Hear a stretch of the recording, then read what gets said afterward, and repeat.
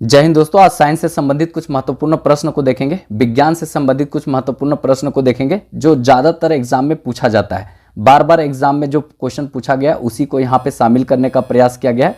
तो आप कोई भी एग्जाम देते हैं, अगर साइंस से क्वेश्चन पूछा जाता है तो पक्का यहाँ से क्वेश्चन देखने को मिलेगा। और साथ में हम एक्स्ट्रा फैक्ट रिलेट करके जो बताएंगे वो बहुत महत्वपूर्ण रहेगा, वो भर भर कर हम देने वाले हैं। ठीक है, तो चीज़ों को अच्छे से देखिएगा, समझते चलिएगा, बहुत इंपॉर्टेंट होने वाला है ये सेशन। अब बने रहिएगा क्योंकि ये जो बताएंगे यहाँ पे हम एडिशनल फैक्ट भी जो बताएंगे वो किसी न किसी परीक्षा में पूछा गया है तो ही बताएंगे। ठीक है, तो चीज़ों को अच्छे से समझते चलिएगा। पहला क्वेश्चन यहाँ पर देखते हैं, मॉन्ट्रियल प्रोटोकॉल ओजोन परत से संबंधित है। याद रखिएगा, मॉन्ट्रियल प्रोटोकॉल किससे संबंधित है? ओजोन परत से संबंधित है। मॉन्ट्रियल प्रोटोकॉल हुआ कहाँ पे था? तो कनाडा में। ठीक है, कनाडा में मॉन्ट्रियल प्रोटोकॉल हुआ था। कब हुआ था? तो 1987 ईस्वी में हुआ था, 16 सितंबर को। ठीक है, तो ओजोन परत का संरक्षण दिवस 16 सितंबर को मनाया जाता है, ये याद रखेंगे। 16 सितंबर 1987 ईस्वी को हुआ था।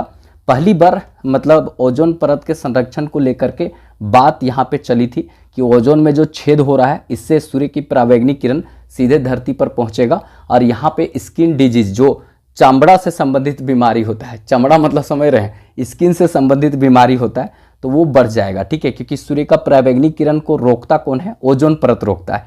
तो ये जो है छेद अगर हो जाता है तो सीधे सूर्य का प्रकाश धरती पर पहुंचेगा और ये समस्या उत्पन्न हो जाएगी। तो इस पर जो है 1987 ईस्वी में कनाडा मॉन्ट्रियल में बैठक हुआ था, जिसको हम मॉन्ट्रियल प्रोटोकॉल कहते हैं। 1987 ईस्वी में हुआ था, 16 सितंबर को हुआ था, इसीलिए ओजोन परत का संरक्षण दिवस 16 सितंबर को मनाते हैं। याद रखेंगे, यहाँ से बहुत अच्छा क्वेश्चन पूछा जाता है। ठीक है, तो इस तरह का कुछ जितना भी क्वेश्चन होगा रिलेट करके जो बताते हैं ना, उसको ध्यान में रखना है, वो भी पूछा गया है। ठीक है, आगे देखते हैं, यहाँ से इंपॉर्टेंट रहेगा। स्टॉकहोम सम्मेलन जो है अनवरत जैविक प्रदूषण से संबंधित था। ठीक है, जो स्टॉकहोम सम्मेलन जो स्वीडन की राजधानी स्टॉकहोम में हुआ था, ये कब हुआ था? याद रखेंगे 1972 ईस्वी में। 1972 ईस्वी में स्वीडन स्टॉकहोम में हुआ था। यहाँ पर एक्चुअली में क्या हुआ था कि स्वीडन में सबसे पहले अम्ल वर्षा हो गया था। अम्ल वर्षा सबसे पहले कहाँ हुआ है? स्वीडन में हुआ था। जो स्वीडन में अम्ल वर्षा हुआ तो लोगों को लगा कि प्रदूषण बहुत ज़्यादा है, एसिड रेन होने लगा है, मतलब इसको इमारतों का कुष्ठ रोग कहते हैं, एसिड रेन का। तो यहाँ पे जितना भी मतलब मार्बल से घर बना हुआ है उसमें सब पीला पड़ जाता। तो कुल मिलाकर बात कहा गया कि नहीं, इस पर एक मतलब गंभीर चिंता करने की जरूरत है। तो पर्यावरण पर पहला बैठक अगर बोला जाए ना तो ये स्टॉकहोम में हुआ था 1972 ईस्वी में। ठीक है, 1972 ईस्वी में हुआ था, इंदिरा गांधी यहाँ पे गई थी। ये पर्यावरण पर एक प्रकार से पहला बैठक था कि पर्यावरण को सही रखने के लिए जरूरी है कि पूरी तरीक़ा से पृथ्वी पर मतलब इस तरह का स्थिति बनाया जाए जिससे पेड़ पौधा कम कटे और पेड़ पौधों की रक्षा हो, जिससे कि मतलब पर्यावरण में जैव विविधता बना रहे। ठीक है, तो इसके लिए इम्पॉर्टेंट यहाँ पर हुआ था, याद रखेंगे। पर्यावरण पर पहली बैठक अगर विश्व में कभी हुई है तो 1972 ईस्वी में हुआ है और ये स्टॉकहोम में हुआ था, क्योंकि स्टॉकहोम स्वीडन में सबसे पहले अम्ल वर्षा हुआ था। ठीक है, तो ये याद रखेंगे, यहाँ से इंपॉर्टेंट क्वेश्चन। और पर्यावरण संरक्षण अधिनियम कब बना था भारत में? तो देखेंगे तो ये 1986 ईस्वी में पर्यावरण संरक्षण अधिनियम आया था, याद रखेंगे। उपभोक्ता संरक्षण अधिनियम भी 1986 का था, बाद में इसको फिर से चेंज किया गया था। ठीक है, तो ये याद रखेंगे, यहाँ भी इंपॉर्टेंट रहेगा। इसके बाद एक क्वेश्चन बनता है कार्टेजेना प्रोटोकॉल। ठीक है, कार्टेजेना प्रोटोकॉल जो है ये बायोसेफ्टी से संबंधित है। कार्टेजेना प्रोटोकॉल किससे संबंधित है? बायोसेफ्टी से संबंधित है। कार्टेजेना प्रोटोकॉल किससे संबंधित है? बायोसेफ्टी से संबंधित है। ठीक है, उसके बाद है क्योटो प्रोटोकॉल। क्योटो प्रोटोकॉल का संबंध ग्रीन हाउस इफेक्ट से है। क्योटो प्रोटोकॉल का संबंध किससे है? ग्रीन हाउस इफेक्ट से है। क्योटो प्रोटोकॉल का संबंध किससे? ग्रीन हाउस इफेक्ट से। मतलब ग्रीन हाउस के लिए सबसे रिस्पॉन्सिबल कौन होता है? CO2।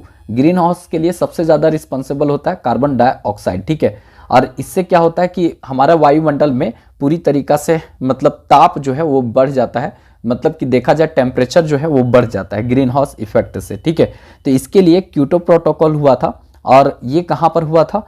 तो ये जापान में हुआ था। ठीक है, जापान में हुआ था। कब हुआ था? तो याद रखेंगे यहाँ पे 1900 मतलब 97 ईस्वी में हुआ था। 1997 ईस्वी में जापान में क्योटो प्रोटोकॉल हुआ था। लागू कब से हुआ था? तो ये मतलब हुआ था 2005 ईस्वी से ये पूरी तरीक़ा से लागू किया गया था। तो याद रखेंगे कार्बन डाइऑक्साइड के कारण ग्रीन हाउस इफेक्ट सबसे ज़्यादा देखने को मिलता है। कहीं कहीं जलवाष्प भी आपको देखने को मिलेगा कि उससे भी बहुत ज़्यादा मतलब ग्रीन हाउस इफेक्ट देखने को मिलता है। टेम्परेचर बहुत ज़्यादा बढ़ते जा रहा है, अभी भी देखेंगे तो मतलब आप 10 साल 8 साल के बाद देखेंगे तो बहुत अधिक जो है टेम्परेचर में अंतर आते जा रहा है। पहले के समय में 4-6 महीना 4 महीना बहुत हैवी ठंडा होता था, लेकिन अब आपको 1 महीना ठंडा लगेगा, बाकी गर्मी ही गर्मी लगेगा। ठीक है, तो इस तरह का कंडीशन यहाँ देखने को मिलता है। तो ये सब चीज़ें याद रखिएगा, और कुछ एडिशनल हम जो बता देते हैं उसको भी आपको दिमाग में रखना है। जैसे एक याद रखना है, मतलब ये रामसर कन्वेंशन जो हुआ था 1971 में, ठीक है, रामसर समझौता, ठीक है, रामसर कन्वेंशन जो हुआ था मतलब कैस्पियन सागर के तट पर बैठकर हुआ था ये 1971 ईस्वी में 2 फरवरी को। ठीक है, 2 फरवरी को आर्द्र भूमि दिवस मनाते हैं, वेटलैंड डे मनाते हैं। ये रामसर कन्वेंशन हुआ था। जो आर्द्र भूमि है, जो झील झरना तालाब के आसपास का जो आर्द्र भूमि होता है, जहाँ पे नमी होता है, वहाँ के पेड़ पौधे को संरक्षित रखने के बात यहाँ पे कहा गया था ये रामसर कन्वेंशन में। तो याद रखेंगे ये आर्द्र भूमि से संबंधित है, इसको भी पूछा जाता है। ठीक है, ये हो गया रामसर कन्वेंशन। एक होता है ग्रीन मॉफलर, ठीक है, ग्रीन मॉफलर, ठीक है, मॉफलर। तो ग्रीन मॉफलर का संबंध किससे है, ये भी क्वेश्चन पूछता है। तो ग्रीन मॉफलर का संबंध है, मतलब कि देखेंगे तो आप नेशनल हाईवे चल रहे हैं, ये ध्वनि प्रदूषण से है। किससे है, तो ध्वनि प्रदूषण से। किससे संबंधित है, ध्वनि प्रदूषण से संबंधित है। ग्रीन मॉफलर का संबंध ध्वनि प्रदूषण से। मतलब कि देखेंगे तो NH हाईवे होता है ना, तो NH हाईवे में पूरी तरीक़ा से दोनों साइड बहुत सारा पेड़ पौधा लगा होता है। और पेड़ पौधा लगा इसलिए होता है कि बगल के जो गांव, बगल का एरिया जो है उसमें वहाँ का ध्वनि, मतलब वहाँ का जो साउंड है वो नहीं जाए, इसके लिए होता है। जैसे वर्ल्ड हेल्थ ऑर्गेनाइजेशन है, वर्ल्ड हेल्थ ऑर्गेनाइजेशन ने कहा है कि दिन में मतलब 60 डेसिबल ध्वनि से मतलब एक आदर्श बोला जाता है, इससे कम होना चाहिए। और रात में लगभग जो है 45 डेसिबल, कहीं कहीं आपको लिखा मिलेगा दिन में 45 डेसिबल और रात में 35 डेसिबल ध्वनि से ज़्यादा नहीं सुनाई देना चाहिए। इससे ज़्यादा होगा तो ये पॉल्यूशन होगा, ठीक है, कान को इफेक्ट करेगा। तो ये चीज़ होता है। तो कुल मिलाकर ये पॉल्यूशन को कम करने के लिए नेशनल हाईवे के दोनों साइड में पेड़ पौधा लगा दिया जाता है, जिससे कि बगल का एरिया में किसी तरह का पॉल्यूशन ना पहुंचे, इसके लिए ये प्रयास किया जाता है। ग्रीन मफलर का संबंध इससे से है कि नेशनल हाईवे है या रोड है तो उसके चारों तरफ में पूरी तरीका से पेड़ पौधा लगा दिया जाए, जिससे कि आसपास के एरिया में पूरी तरीका से साउंड पॉल्यूशन ना हो। तो ये इंपॉर्टेंट है, इसको भी याद रखेंगे। ग्रीन मफलर ध्वनि प्रदूषण से, रामसर कन्वेंशन किससे हो गया, तो ये आर्द्र भूमि से, उसके बाद मॉन्ट्रियल प्रोटोकॉल ओजोन परत से, उसके बाद यहाँ पे स्टॉकहोम सम्मेलन मतलब जैविक प्रदूषण से, उसके बाद कार्टेजेना प्रोटोकॉल बायोसेफ्टी से, और यहाँ पे क्योटो प्रोटोकॉल ये आपका किससे हो गया, तो मतलब ग्रीन हाउस इफेक्ट से। तो ये सब याद रखेंगे, सीधे सीधे तौर पर ये क्वेश्चन पूछा जाता है। नेक्स्ट देखते हैं यहाँ पे रबड़ का सर्वाधिक उत्पादन जो करता है वो कौन करता है, केरल करता है। रबड़ का सर्वाधिक उत्पादन किसको कौन करता है, तो केरल करता है। अब बात यहाँ पर केरल का आया तो केरल से संबंधित कुछ और बात बता देते हैं। जैसे केरल जो है वो इस तरह से देखेंगे तो इस एरिया में केरल आपको देखने को यहाँ पर मिलेगा। तो ये मालाबार तट पर है, मालाबार तट पर कौन सा है, केरल है, याद रखेंगे। यहाँ पर सब पूछा जाता है कि सबसे ज़्यादा अनिश्चित बारिश कहाँ होता है, कभी भी बारिश कहाँ हो जाता है, तो केरल में होता है। सबसे ज़्यादा जैव विविधता कहाँ होता है, तो केरल साइड में देखने को मिलेगा सबसे ज़्यादा जैव विविधता, क्योंकि बारिश बहुत ज़्यादा होता है, टेम्परेचर भी बहुत ज़्यादा होता है, कभी भी बारिश होता है तो वहाँ पे जीव जंतु ज़्यादा होते हैं। तो केरल में आपको ज़्यादा देखने को मिलेगा जीव जंतु की विविधता, ठीक है। तो याद रखेंगे मालाबार के क्षेत्र में केरल में सबसे ज़्यादा जैव विविधता आपको देखने को मिलेगा, ठीक है। उसके बाद अनिश्चित बारिश यहीं पर होता है। यहीं पर जो है अनामुडी अनामलाई की सबसे जो ऊंची चोटी है अनामुदी आपको यहीं पर देखने को मिलेगा। भारत में जो दक्षिण भारत है उसका सबसे ऊंची चोटी यहाँ पर देखने को मिलेगा। मालाबार तट जो है वो यहीं पर है, ये तो हम बता ही दिए। फिर उसके बाद मसालों की नगरी, मसालों का स्टेट इसी को बोलते हैं, केरल को बोलते हैं। सबसे पहले जो है पुर्तगाली लोग जो है यहीं पर मालाबार जो क्षेत्र में ही पहुँचा था, केरल में ही कोझिकोड बंदरगाह पर, जहाँ पर जमूरिन ने स्वागत किया था। कब, तो 1498 ईस्वी में, मतलब पूरा तरीका से यहाँ पे मतलब पुर्तगालियों का आगमन हुआ था। तो ये भी याद रखेंगे। ये सब जितना बेम्बानाड झील यहाँ पर है, वेलिंगटन ट्रॉफी का आयोजन जो है वो केरल में किया जाता है। ये सब क्वेश्चन सीधे सीधे यहाँ पे पेरियार नेशनल पार्क यहीं पर है, इडुक्की पेरियार नेशनल पार्क आपको केरल में देखने को मिलेगा। ठीक है, सबरीमाला मंदिर जो बहुत ज़्यादा चर्चे में रहता है वो आपको केरल में ही देखने को मिलेगा। सबसे ज़्यादा जो है वेल एजुकेटेड 96% के आसपास में, 94% 2011 के जनगणना के अनुसार बताता है, लेकिन इससे ज़्यादा पढ़ा लिखा कहाँ आपका है, केरल में है। 1 स्कूल 1 IAS प्रोग्राम केरल ने चलाया है। ठीक है, अभी जो आपका सस्टेनेबल डेवलपमेंट गोल में सबसे आगे कौन है, केरल है। तो इस तरह का जितना बात होता है ना सब याद रखिए। अरे आप लोग थोड़ा साथ देते ना तो पूरा धज्जिया उड़ा देते जनरल स्टडी और झारखंड या कोई भी पेपर जो होता है जनरल स्टडी के साथ करंट अफेयर कुछ भी, लेकिन पता नहीं आप लोग साथ देंगे तभी हम कुछ कर पाते। ठीक है, आगे देखते हैं। ये सब जितना हम बताएं ना सब केरल से संबंधित बहुत हॉट क्वेश्चन है जो सीधे क्वेश्चन बनता है। ठीक है, इसके बाद कुछ और देख लेते हैं यहाँ पे, जैसे गन्ना उत्पादन में उत्तर प्रदेश सबसे अग्रणीय है। ठीक है, गन्ना उत्पादन में उत्तर प्रदेश सबसे अग्रणीय राज्य है। चाय का उत्पादन में असम सबसे अग्रणीय राज्य है। ठीक है, चाय सबसे ज़्यादा असम में होता है, गन्ना कहाँ होता है, उत्तर प्रदेश में होता है। और उसके बाद जो है कॉफ़ी का उत्पादन कर्नाटक सबसे ज़्यादा करता है। जूट का उत्पादन हमारे यहाँ पश्चिम बंगाल करता है। जूट का उत्पादन सबसे ज़्यादा कौन करता है, पश्चिम बंगाल करता है। और नारियल का उत्पादन हमारे यहाँ सबसे ज़्यादा अभी कौन करता है, तो केरल करता है। तो ये सब याद रखिएगा। यहाँ पे हम सबसे इम्पॉर्टेंट आपको बता देते हैं कॉफ़ी। ठीक है, कॉफ़ी से इम्पॉर्टेंट क्या याद रखना है, कॉफ़ी से, कॉफ़ी जो होता है अगर देखा जाए तो कर्नाटक में बाबा बुदन की पहाड़ी है, तो वो बाबा बुदन की पहाड़ी के क्षेत्र में पूरी तरीका से कॉफ़ी होता है। बाबा बुदन ने ही सबसे पहले कॉफ़ी का प्लांट ला करके कर्नाटक के क्षेत्र में लगाया था। ठीक है, तो इसीलिए बाबा बुदन की पहाड़ी के क्षेत्र में कॉफ़ी होता है। ये एक दो बार पूछा गया। कोलार गोल्ड क्षेत्र जो है कर्नाटक में ही देखने को मिलेगा। कोलार फिल्म KGF बना है, वो भी आप देख सकते हैं। अब यहाँ पर कुछ और बात देख लेते हैं, जैसे कॉफ़ी में कैफीन पाया जाता है। ठीक है, कॉफ़ी में क्या होता है, कैफीन होता है। चाय में थीन होता है। ठीक है, चाय में थीन होता है, कॉफ़ी में कैफीन होता है। और शराब उराब में देखेंगे तो टॉक्सिक जहर होता है। और उसके बाद अगर बोला जाए यहाँ पे तो कुछ तंबाकू में या मतलब तंबाकू में होता है निकोटीन। ठीक है, ये सब एक प्रकार से मतलब ये सब एक प्रकार से देखा जाए पॉइजन टाइप का होता है। और ये सब को हमारा शरीर में अकृत जो होता है, लीवर जो होता है वो नॉनसेंस अंग होता है जो सबको एब्जॉर्ब कर लेता है। कुल मिलाकर कुछ भी आप खाते हैं तो उस कंडीशन में सबसे ज़्यादा खराब क्या होता है, तो हमारा लीवर खराब होता है, क्योंकि उसको नॉनसेंस अंग कहते हैं। उसमें वो टॉक्सिक हो, जहर हो, चाहे निकोटीन हो, चाहे थीन हो, चाहे कैप्सिन हो, कुछ भी, वो सब को ग्रहण कर लेता है जो खराब हो जाता है। ठीक है, तो इस चीज़ को ध्यान में रखिएगा।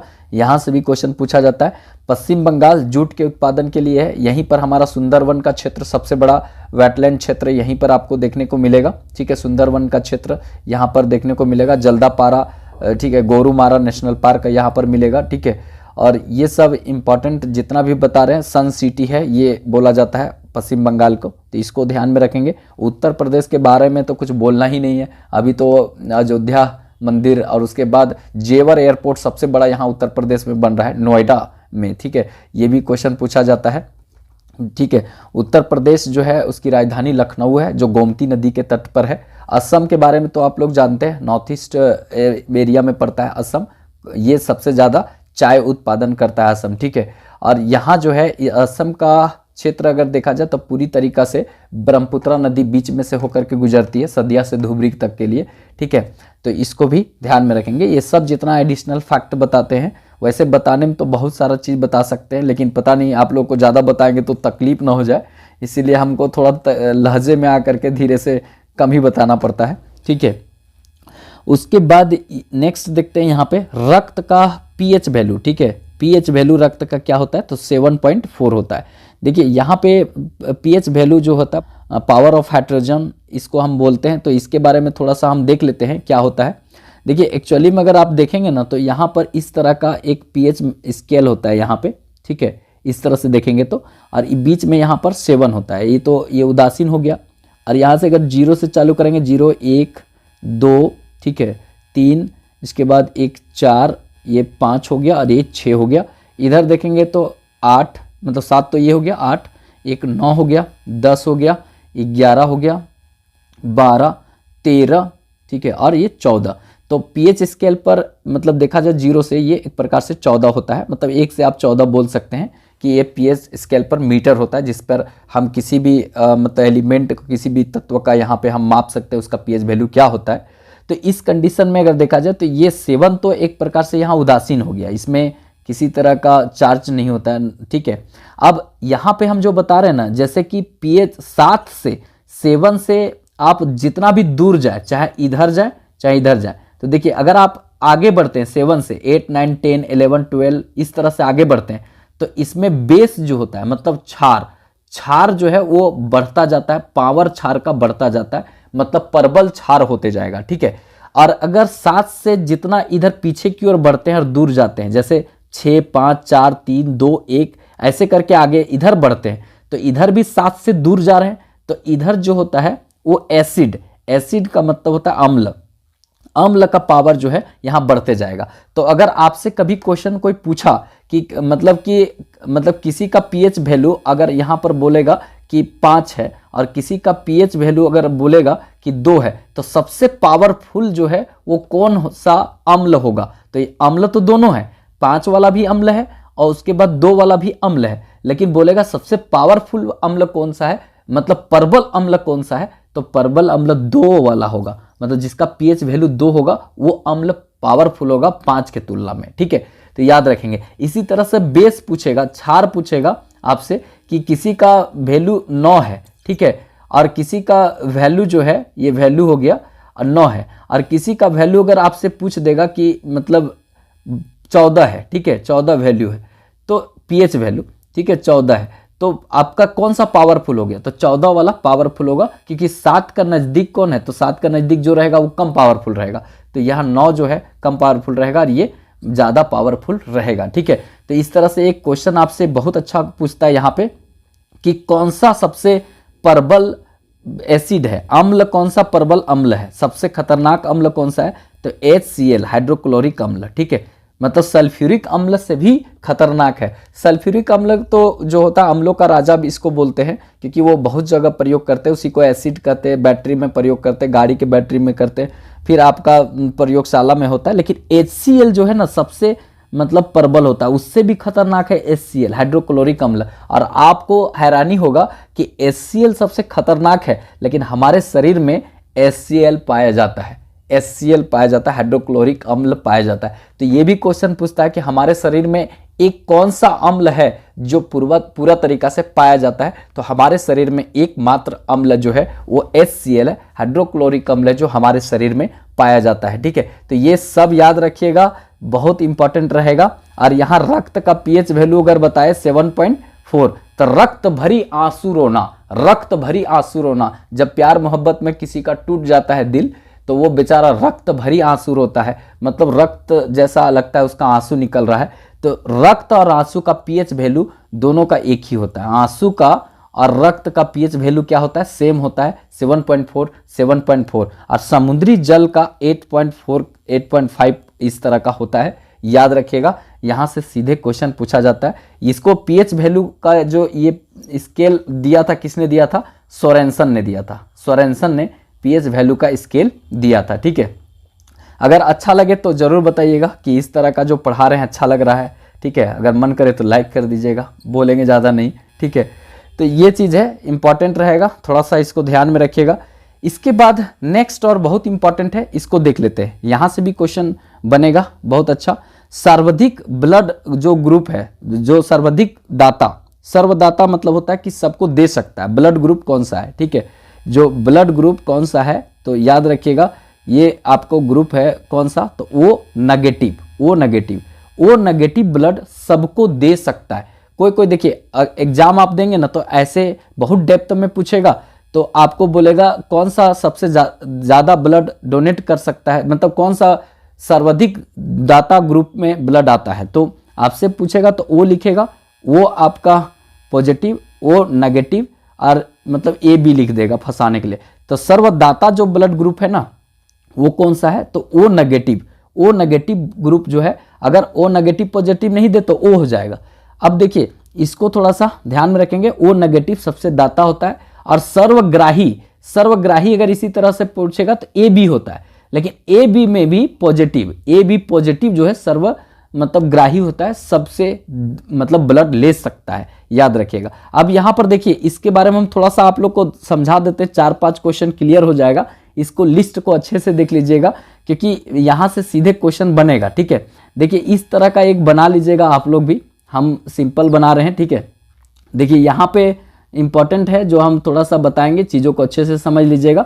और ये सीधे क्वेश्चन छपता है, जैसे यहाँ पे ग्रुप है, ठीक है, ये ब्लड ग्रुप हम यहाँ पर रख रहे हैं, ये ब्लड ग्रुप है, ठीक है, ये क्या है, ब्लड ग्रुप है। तो इसमें अगर मान लेते हैं, देखिए एक होता है एंटीजन, ब्लड में होता है एंटीजन, और एक होता है एंटीबॉडी, ठीक है, एंटीबॉडी।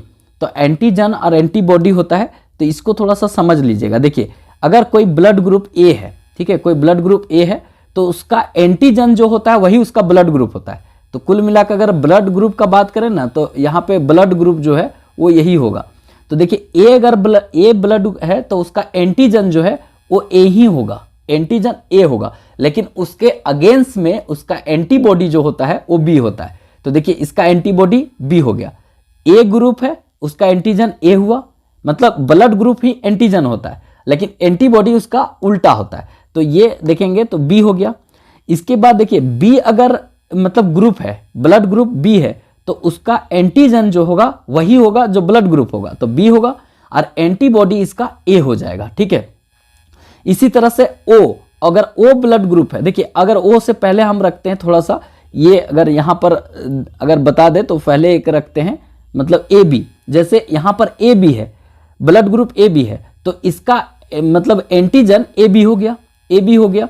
और अगर यहाँ पर ए बी दोनों आ गया तो इसका एंटीबॉडी कुछ भी नहीं है, एंटीबॉडी कुछ भी नहीं है। इसीलिए आप लोग देखिएगा ए बी ग्रुप वाला को कोनो ब्लड चढ़ा दीजिए, कोई तकलीफ नहीं है। ए बी ग्रुप वाला को कोई भी ब्लड चढ़ा दीजिए, कोई दिक्कत नहीं है। आप उसको ए वाला चढ़ा दीजिए, बी वाला चढ़ा दीजिए, उसको आप ओ वाला चढ़ा दीजिए, सब वाला एक्सेप्ट करेगा। इसीलिए इसको कहते हैं सर्वग्राही ब्लड ग्रुप, सर्वग्राही, सबसे ब्लड ले सकता है कौन, ए बी वाला, क्योंकि देखिए इसका एंटीबॉडी है ही नहीं है। अगर एंटीबॉडी नहीं है तो कोनो भी ब्लड दे दीजिए, तो एंटीबॉडी नहीं है तो सब एक्सेप्ट कर लेगा। तो यही कारण है, हम अभी थोड़ा सा डिटेल बता दिए इसी समझने के लिए, ठीक है। इसको ध्यान में रखिएगा, ये सीधे क्वेश्चन आपको यहाँ पूछा जाएगा, ये कौन सा ऐसा ब्लड ग्रुप होता है जिसमें एंटीबॉडी होता ही नहीं है, ए बी में नहीं होता है, क्योंकि ए बी में एंटीजन दोनों हो जाता है। ए भी एंटीजन है, अगर ए रहता है इसका एंटीजन तो बी हो जाता मतलब एंटीबॉडी, लेकिन ए और बी इसका दोनों एंटीजन है क्योंकि ब्लड ग्रुप दोनों है, तो इसीलिए एंटीबॉडी जो है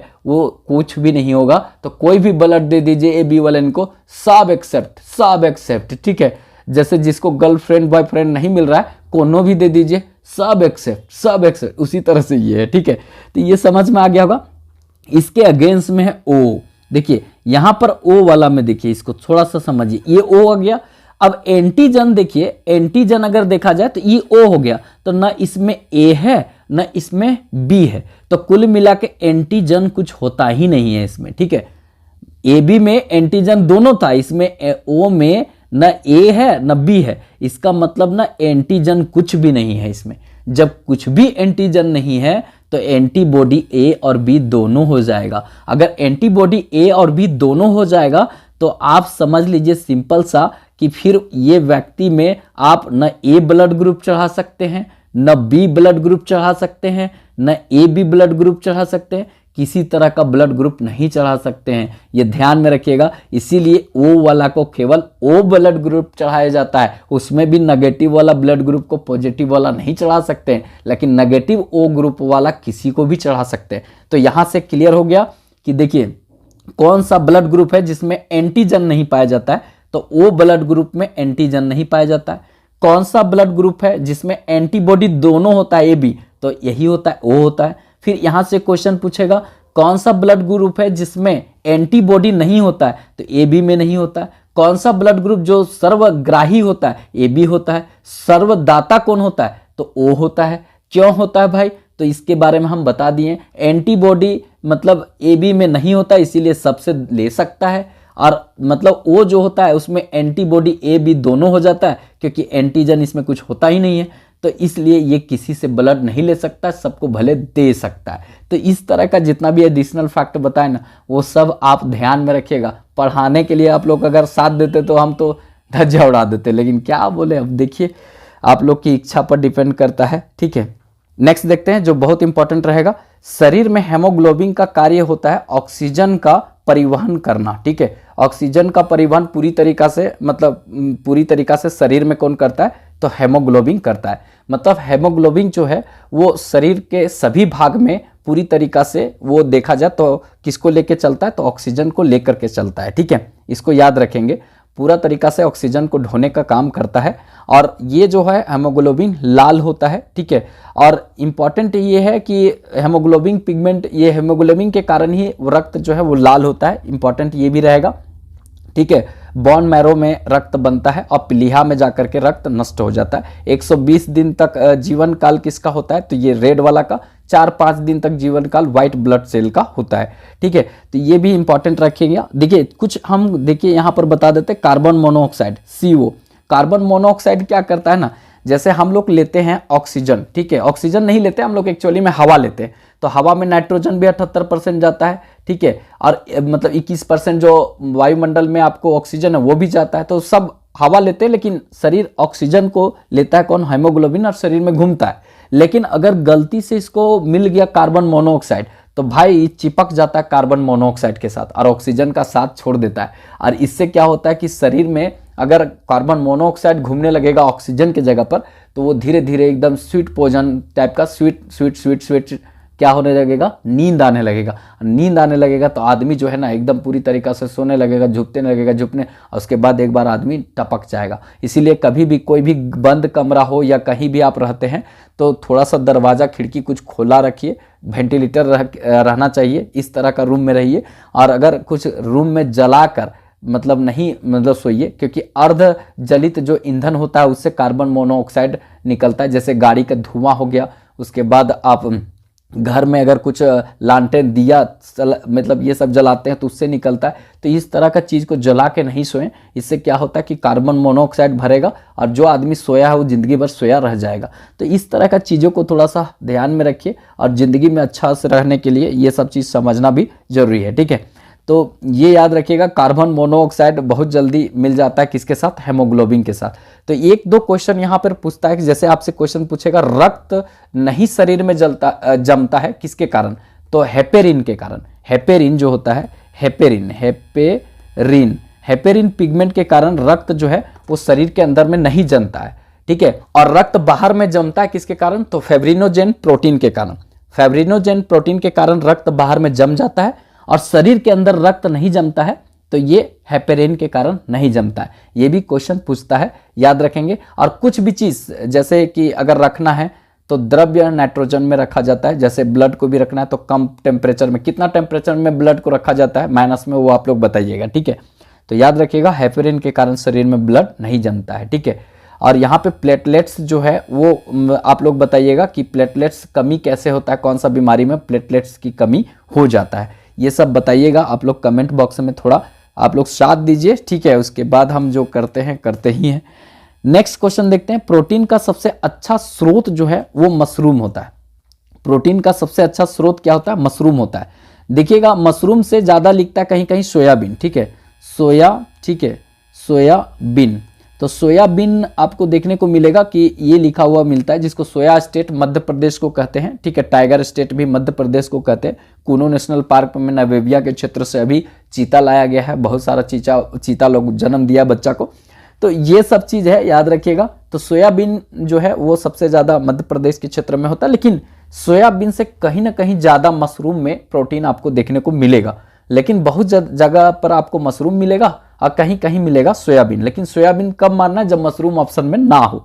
तो सोयाबीन ही ज़्यादातर दे करके क्वेश्चन पूछता है, तो आप सोयाबीन मार सकते हैं। वैसे दाल जो होता है, पल्स जो होता है, उसमें भी मतलब प्रोटीन पाया जाता है, क्योंकि हमारे यहाँ जितना भी दाल होता है हम ही लोग खाते हैं। ठीक है, बाहर नहीं जा पाता है। ठीक है, तो याद रखेंगे सोया स्टेट मध्य प्रदेश को कहते हैं। कूनो नेशनल पार्क यहीं पर है।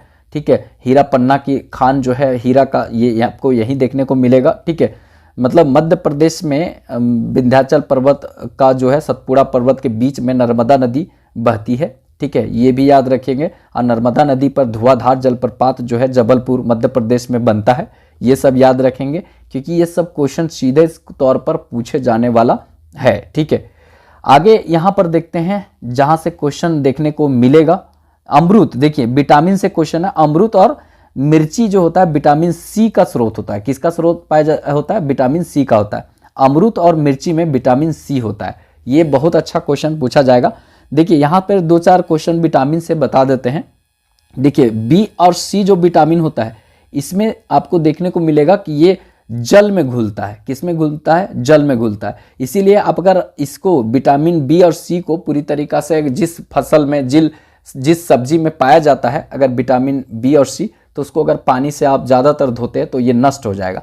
3-4 क्वेश्चन आप याद रखेंगे। किसको हार्मोन विटामिन कहते हैं? तो विटामिन डी को हार्मोन विटामिन कहते हैं।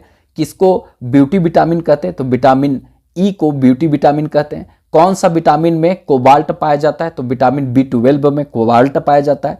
फिर आपसे क्वेश्चन पूछा जाएगा कि कौन सा विटामिन को ज़्यादा तलेंगे तो खत्म हो जाता है? तो विटामिन सी को ज़्यादा तलेंगे तो खत्म हो जाएगा। ठीक है, अगर यहाँ पे बहुत सारा क्वेश्चन आपसे पूछा जाता है, मतलब सीधे तौर पर जो क्वेश्चन, मांस में कौन सा विटामिन नहीं होता? विटामिन सी मांस में, मछली में नहीं पाया जाता है। दूध में कौन सा विटामिन नहीं पाया जाता है? तो विटामिन सी दूध में नहीं पाया जाता है। मतलब कौन सा विटामिन जो है ज़्यादातर धोने से, सब्जी को काट कर धोने से नष्ट हो जाता है? तो विटामिन बी नष्ट हो जाता है। गोल्डन राइस में कौन सा विटामिन होता है? तो विटामिन ए होता है। इस तरह का गाजर में कौन सा विटामिन होता है? पपीता में कौन सा विटामिन होता है? तो विटामिन ए होता है।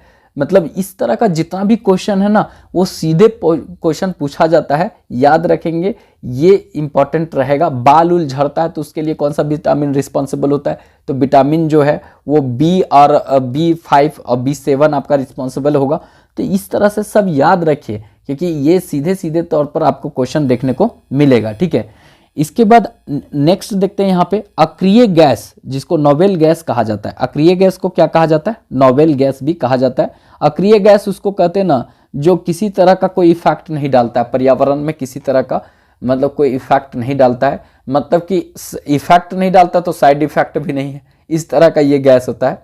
तो याद रखेंगे अक्रिय गैस हम उसको कहते हैं जो किसी तरह का मतलब इफेक्ट नहीं डालता है, मतलब पूरा तरह, जैसे helium, neon, argon, xenon, krypton. ठीक है, ये सब अक्रिय गैस है। तो कुछ अक्रिय गैस जैसे आर्गन, ठीक है, आर्गन के बारे में इंपॉर्टेंट याद रखेंगे कि बल्ब में जो भरा रहता है वो आर्गन गैस भरा रहता है। ट्यूबलाइट में नियॉन के साथ आर्गन को भी भरा जाता है जो चमकता है। ठीक है, ये गैस उसमें रहता है। मतलब वो ट्यूबलाइट जो पहिलका होता था, जो मतलब पूरा बेवफा वाला गाना लगा करके और पका करके और जो शरीर में मतलब मार मार के फोड़ता है वो ट्यूबलाइट हुआ। ठीक है, अब तो LED वाला आ गया। ठीक है, तो ये चीज़ है। मतलब ना होता है कि मतलब पूरा तरीके याद उद वाला एकदम पुराना जमाना वाला, जैसे बेवफा वाला गाना लगा करके और मरकरिया फोड़ते रहता है अपना शरीर में, पका के लाता है मरकरिया को। अगर जिंदा वैसे ही फोड़ देगा तो घुस ना जाएगा शरीर में। तो कुल मिलाकर आर्गन उसमें भरा रहता है और उसमें मरकरी भी भरा रहता है, मरकरी भरा रहता है जिसमें वो चमकता है, देखेंगे पाउडर निकलता है। ठीक है, तो आर्गन वायुमंडल में पाया भी जाता है। जैसे देखेंगे तो 0.93% आर्गन पाया जाता है। सबसे ज़्यादा हमारे वायुमंडल में 78% नाइट्रोजन होता है। इसके बाद देखेंगे तो ऑक्सीजन अगर देखा जाए तो ऑक्सीजन कितना होता है? तो ऑक्सीजन 21% के आसपास होता है। और तीसरा नंबर में सबसे ज़्यादा हमारा वायुमंडल में आर्गन मिलेगा, 0.03% आपको मतलब देखने को 93% आपको देखने को मिलेगा। तो याद रखेंगे आर्गन।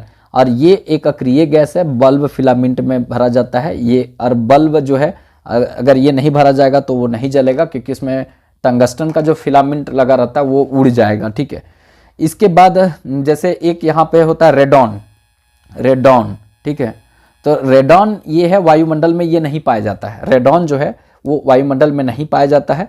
एक्चुअली में जब ज्वालामुखी, भूकंप कुछ भी होता है तो उस समय ये उत्पन्न होता है, ज्वालामुखी समय उत्पन्न होता है। ज्वालामुखी समय रेडॉन गैस उत्पन्न होता है, ये वायुमंडल में नहीं पाया जाता है। सेल चिकित्सा में इसका प्रयोग किया जाता है, लैब में इसको बनाया जाता है। ये मतलब विज्ञान के क्षेत्र में जो चिकित्सा क्षेत्र में इसका प्रयोग किया जाता है। तो याद रखेंगे हीलियम तो बहुत इंपॉर्टेंट है। याद रखना है कि अगर कोई गोताखोर जमीन के अंदर में जाता है तो ऑक्सीजन के साथ ये इसी गैस को लेता है क्योंकि ये हल्का गैस होता है तो ऑक्सीजन थोड़ा भारी होता है। और समुद्र का अंदर में जो सतह पर होता है वो सबसे ज़्यादा प्रेशर होता है, दाब बहुत ज़्यादा होता है। तो वो दाब को कम करने के लिए एक प्रकार से उसका जो सिलेंडर भरा रहता है ऑक्सीजन से, उसमें हीलियम डाल दिया जाता है जिससे क्या है कि थोड़ा सा हल्का रहे। तो हीलियम का गोताखोर लोग प्रयोग करता है ऑक्सीजन के साथ लेने में। उसके बाद गुब्बारा उब्बारा में भरने में हीलियम का ही प्रयोग करते हैं, ठीक है। इसके बाद देखा जाए तो पूरी तरीका से ये एक अच्छा गैस है। हाइड्रोजन, दो हाइड्रोजन मिलकर के हीलियम का निर्माण करता है, और सूर्य में जो नाभिकीय संलयन से विद्युत का उत्पादन होता है, एक प्रकार से संलयन से जो ऊर्जा उत्पन्न होती है, तो दो हाइड्रोजन मिलकर के हीलियम का निर्माण करता है, इसी से उस संलयन से मतलब वहाँ पे सूर्य में देखा जाए तो उस ऊर्जा उत्पन्न होता है। तो ये भी याद रखेंगे, यहाँ से भी क्वेश्चन पूछा जाता है। तो अक्रिय गैस में मतलब हीलियम हो जाएगा, फिर उसके बाद आर्गन, जेनॉन, क्रिप्टॉन, रेडॉन, ये सब क्या है, अक्रिय गैस है। ये सीधे क्वेश्चन पूछा जाता है। मतलब ये ग्रुप देखा जाए तो 18वां ग्रुप जो आवर्त सारणी का होता है उसमें आपको ये देखने को मिलेगा, ठीक है। इसके बाद नीचे देखते हैं जो क्वेश्चन इंपॉर्टेंट रहेगा। मतलब सोडियम एक धातु है जिसको चाकू से काटा जा सकता है और इसे केरोसिन तेल में डुबा कर रखा जाता है। तो यहाँ पे याद रखेंगे, सोडियम को केरोसिन तेल में डुबा कर रखा जाता है। एक धातु है जिसको चाकू से काट सकते हैं, इतना सॉफ्ट होता है। ये भी यहाँ से क्वेश्चन अच्छा पूछा जाता है, ठीक है। तो इसको ध्यान में रखेंगे क्योंकि ये भी इंपॉर्टेंट रहेगा। जैसे एक अधातु है जिसमें पूरा तरीका से धात्विक चमक होता है, वो होता है आपका मतलब कौन सा, नमक, आयोडीन, ठीक है। आयोडीन जो होता है उसमें सबसे ज़्यादा धात्विक चमक होता है, ये भी याद रखेंगे। एक अधातु होता है वो तरल अवस्था में होता है। जैसे एक धातु तरल अवस्था में होता है जिसको हम धातु की श्रेणी में रखते हैं, वो कौन सा, पारा तरल अवस्था में होता है। और इसी तरह से अधातु ब्रोमीन है, वो तरल अवस्था में होता है। अधातु ब्रोमीन तरल अवस्था में होता है। धातु अगर देखा जाए तो एक कौन सा है, पारा, जो तरल अवस्था में होता है, मतलब जिसको आसानी से काटा जाता है, सोडियम होता है, याद रखेंगे। अधातु जिसमें धात्विक चमक होता है वो कौन सा होता है, तो वो नमक होता है, याद रखेंगे। यहाँ से भी क्वेश्चन आयोडीन होता है जो इंपॉर्टेंट रहेगा, ठीक है। और केरोसिन तेल में हम सोडियम को डुबा कर रखते हैं, ठीक है। और एक फास्फोरस होता है, व्हाइट फास्फोरस। व्हाइट फास्फोरस जो होता है उसको हम कहाँ डुबा करके रखते हैं, तो पानी में डुबा करके रखते हैं। व्हाइट फास्फोरस को पानी में रखता है ना लोग, तो देखिएगा मतलब जो फुचका उचका बेचता है तो इस तरह का एक रहता है, इस तरह से, और इस तरह से यहाँ फुचका उचका बेचता है तो यहाँ पर एक निकला रहता है दिया जैसा ऐसे, और इसको जला के रखता है। कितनों भी कुछ भी आए, तूफान उफान आए चाहे कुछ आए, तो ये बुझता नहीं है, ठीक है। ये बुझता नहीं है क्योंकि ये बुझता नहीं है, इसमें एक पानी भरा रहता है इसमें, अब पानी भरा रहता है और इसमें व्हाइट फास्फोरस का एक गोलिया डाला रहता है, अब वही उससे जलाते रहता है, ठीक है। तो व्हाइट फास्फोरस जो है पानी में, और फिर वो बहुत कम खतपत होता है पूरी तरीका से, बहुत दिन चल जाता है सबके पास। तो व्हाइट फास्फोरस रहता है, याद रखिएगा। और व्हाइट फास्फोरस जो होता है ना, वो चूहा मार ये सब दवा हुआ में काम होता है, मतलब चूहा मारने में काम करता है, याद रखेंगे। एक रेड फास्फोरस भी होता है, तो रेड फास्फोरस माचिस के तिल्ली बनाने में प्रयोग किया जाता है, तो उससे दिक्कत नहीं है, ठीक है। जैसे मिथेल अल्कोहल होता है, मिथेनॉल, और एक होता है इथेनॉल।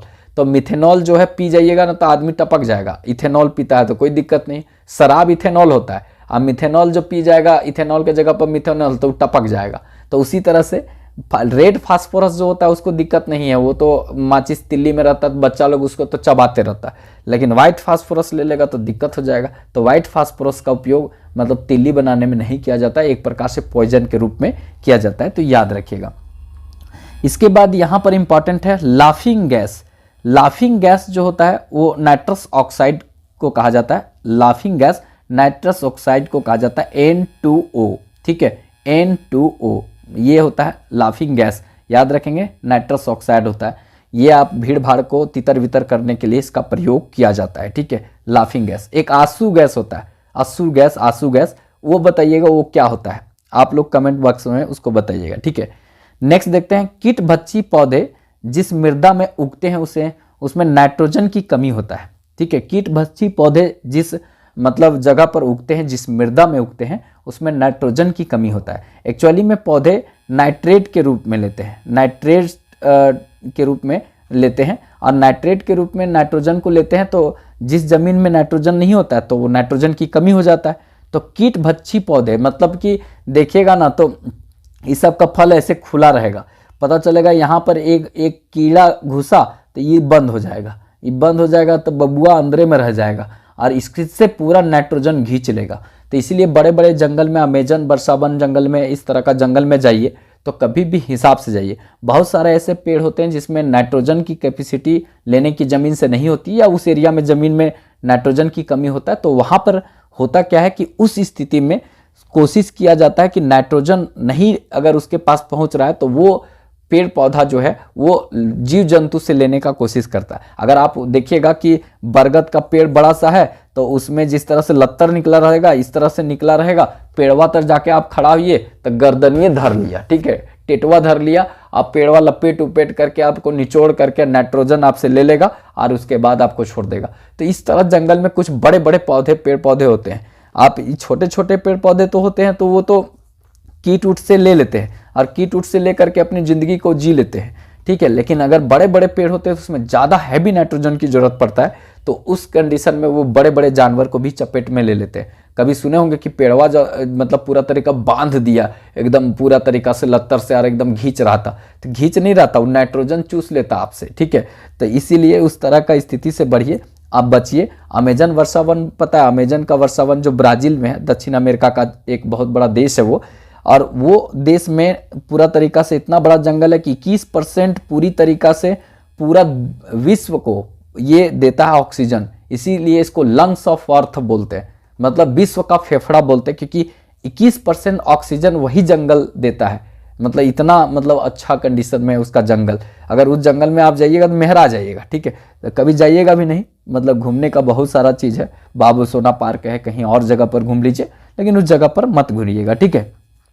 आगे देखते हैं यहाँ पे ये क्वेश्चन, ट्यूबलाइट में आर्गन और नियॉन गैस का प्रयोग करते हैं। अभी हम बताए थे ये गैस जो है वो अक्रिय गैस होता है, मतलब कि किसी तरह का ये मतलब अभिक्रिया नहीं करता, किसी तरह का दिक्कत नहीं होगा।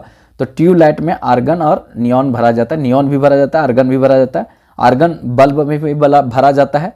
बल्ब में फिलामेंट जो होता है टंगस्टन का लगा होता है, और टंगस्टन का जो गलनांक होता है बहुत उच्च होता है, जिसके कारण 3500 डिग्री सेल्सियस से ऊपर होता है, जिसके कारण ये गलता नहीं है। इसीलिए टंगस्टन को वो 10 रुपया वाला बल्ब नहीं होता है, थर्मा एडिसन बनाया था वो बल्बवा, ठीक है। तो अब तो वो बल्ब तो का जमाना चल गया 100 वाट वाला का, उसन अब मतलब 10 बॉल लगा देता है एलईडी, उस चमका देता है, उतने एनर्जी लेता है, ऊर्जा लेता है, मतलब तो कुल मिला के अब उसका ज़माना चल गया, लेकिन था वही, शुरुआत तो उसी बल्ब से हुआ था, ठीक है।